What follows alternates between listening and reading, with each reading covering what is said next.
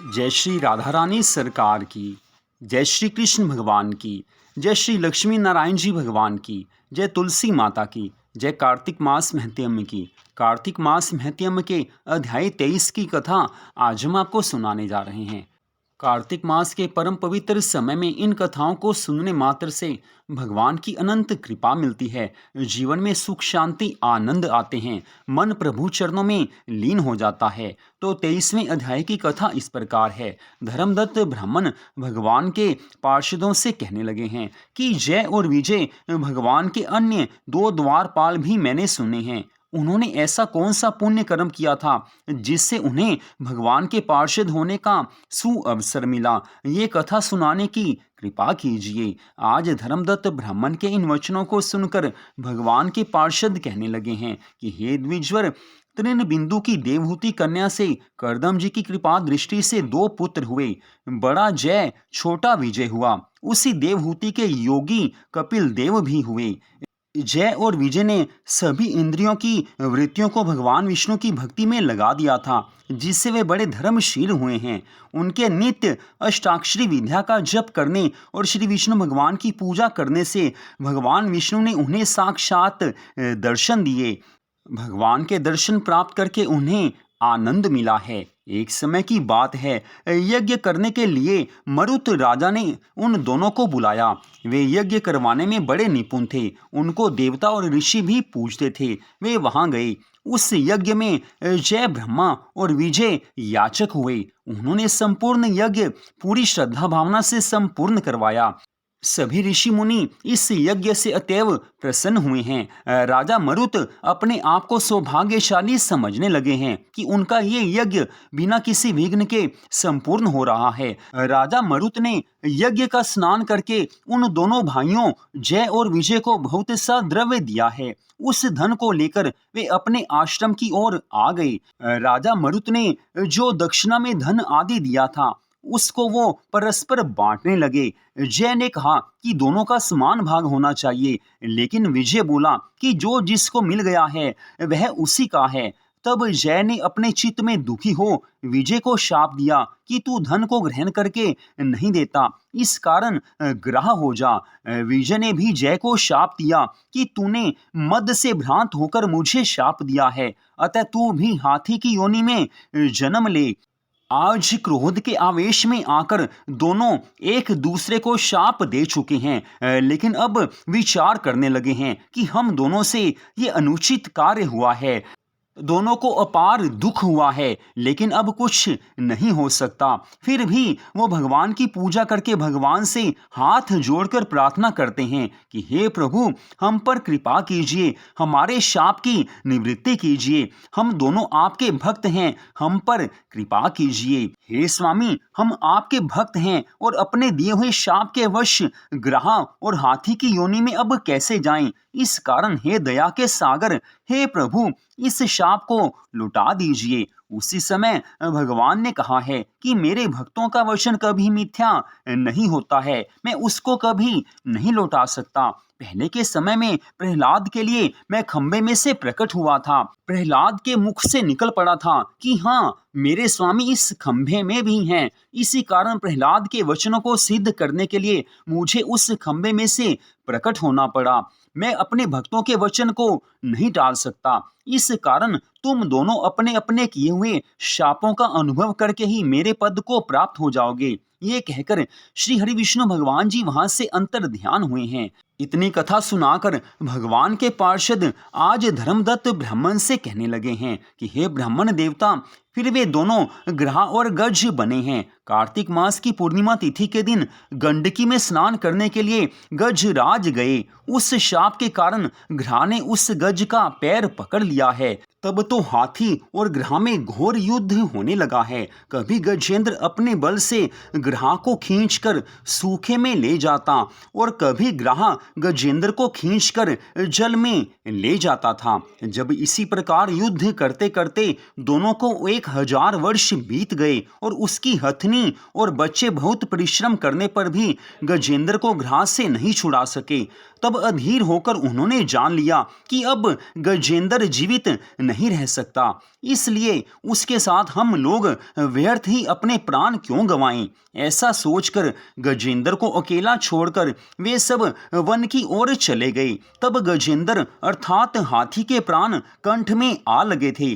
उन सब के चले जाने से घबराकर गजेंद्र ने ऐसा सोचा कि इस घोर संकट में मेरा कोई भी साथी मेरे साथ नहीं रहा है। हथनी और बच्चे भी मुझे यहाँ अकेला छोड़कर चले गए। इससे मालूम होता है कि मेरे पिछले जन्म के पापों ने ग्रह रूप रखकर मेरा पांव पकड़ा है, अतः मैंने जैसा कर्म किया था वैसा ही फल प्राप्त हुआ। ये सब देवता और गंधर्व आदि अपने अपने विमानों पर बैठकर मेरे इस युद्ध को देख रहे हैं, फिर भी कोई मेरी रक्षा नहीं करता है। इसलिए मुझे अब उचित है कि अब मैं उन पर ब्रह्म श्री नारायण भगवान की शरण में जाऊं, जो कि काल के भी महाकाल हैं, तभी मेरे प्राण बच सकते हैं। ऐसा सोचकर आज गजेंद्र श्री नारायण भगवान के श्री चरणों का स्मरण करके निष्कपट भाव से भगवान की स्तुति करने लगा है। गजेंद्र कहने लगा है, मैं उन प्रभु के श्री चरणों की शरण में हूँ जिनकी कृपा से संसारिक प्राणी चैतन्य होते हैं और समस्त संसार जिनके द्वारा उत्पन्न होकर उन्हीं के भरोसे रहता है। उन पर ब्रह्म परमेश्वर का महाप्रलय के समय भी नाश नहीं होता, वे सदा स्थिर रहते हैं। जिस प्रकार बालक नट और भानुमति के कौतुक को नहीं पहचान सकते, उसी प्रकार ब्रह्मा आदि देवता भी भगवान के आदि और अंत को नहीं जान पाते हैं।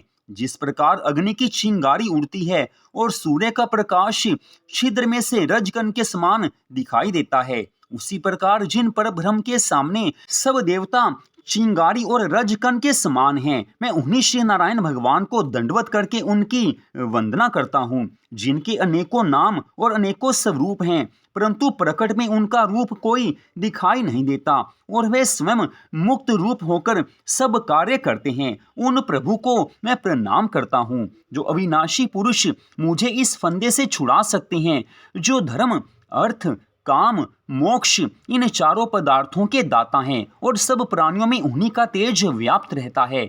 ऐसे विश्व व्यापक प्रभु राम की मैं शरण में हूँ, जो आदि पुरुष योगीश्वरों को योग और तपस्वियों को तपस्या का फल देते हैं। वही दीन बंधु इस समय मेरी रक्षा करें, क्योंकि उनके सिवाय अब मुझे किसी का भरोसा नहीं रहा है। हे दीन हितकारी प्रभु, मैं इस ग्रह के मुख से मुक्त होने के निमित्त ये स्तुति नहीं कर रहा हूँ, मैं इसे आपके माया रूपी जाल से मुक्त होने के निमित्त कर रहा हूँ। अतः आप मुझ पर दया करके मेरे इस संकट को दूर कीजिए। हे श्याम सुंदर, हे तीनों लोकों के उत्पत्ति पालन और संहार करता, आपके सिवाय दूसरा कोई ऐसा शक्तिशाली नहीं है जो मेरे संकट को दूर कर सके।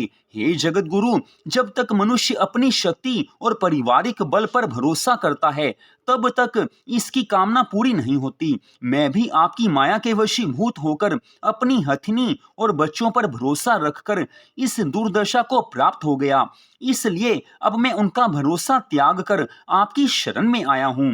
हे दीनानाथ, मुझे अपने मरने का कुछ भय नहीं है, केवल इसी बात का सोच है कि संसारी लोग ये कहेंगे कि गजेंद्र का संकट श्री नारायण भगवान की शरण में जाने पर भी दूर नहीं हुआ। इस बात को सोचते हुए हे प्रभु, मेरे इस संकट को दूर कीजिए, नहीं तो आपकी शरण में कोई भी नहीं आएगा। आप सर्वांतरयामी हैं, अतः आपसे अधिक मैं क्या विनती करूं। इतनी कथा सुनाकर भगवान के पार्षद आज धर्मदत्त ब्राह्मण से कहने लगे हैं कि हे ब्राह्मण देवता, जिस प्रकार गजेंद्र ने इतनी सुंदर स्तुति की, उस स्तुति से भगवान को अवश्य प्रसन्न होना ही था।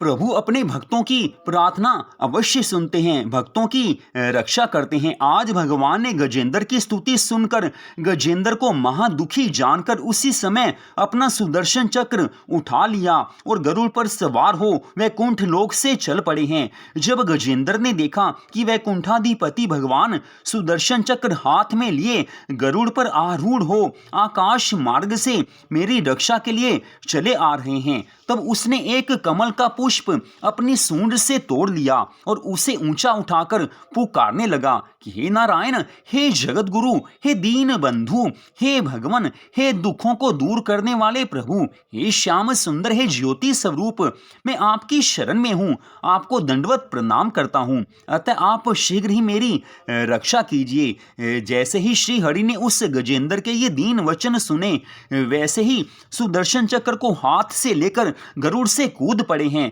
और दौड़कर वहां जाते ही सुदर्शन चक्र से आज प्रभु ने ग्राह का मुख चीरकर उसको मार दिया है और गजेंद्र को सरोवर से खींचकर बाहर निकाल दिया है। इस प्रकार प्रभु ने उन दोनों का उद्धार किया है और अपना स्वरूप देकर उन्हें वैकुंठ लोक ले गए हैं। तभी से वह स्थान हरि क्षेत्र नाम से प्रसिद्ध हो गया।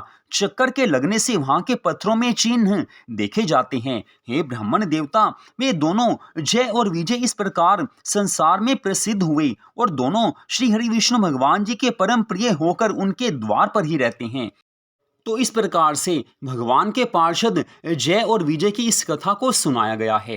इस कथा को आपने सुना, आप सबका हार्दिक धन्यवाद। कार्तिक मास के परम पवित्र समय में ये कथाएं भगवान की प्राप्ति करवाने वाली हैं। इन कथाओं को सुनकर भगवान की भक्ति में मन लग जाता है। तो इस कथा को आपने सुना, आप सबका हार्दिक धन्यवाद। अगले भाग में आप इससे आगे की कथा को सुन पाएंगे।